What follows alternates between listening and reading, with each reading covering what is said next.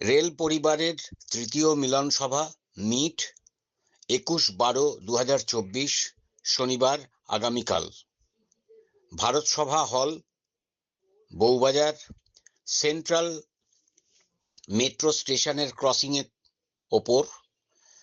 একটুখানি বউবাজারের দিকে গেলে ডান দিকে পড়ছে, 2-3টে বাড়ির পর লোরেটো বউবাজার স্কুলের পাশে। ঠিকানা ইন্ডিয়ান অ্যাসোসিয়েশন, 62 বিবি গাঙ্গুলি স্ট্রিট, 2 তলায়, কলকাতা 7,12,000। আপনারা প্রত্যেকে আসুন।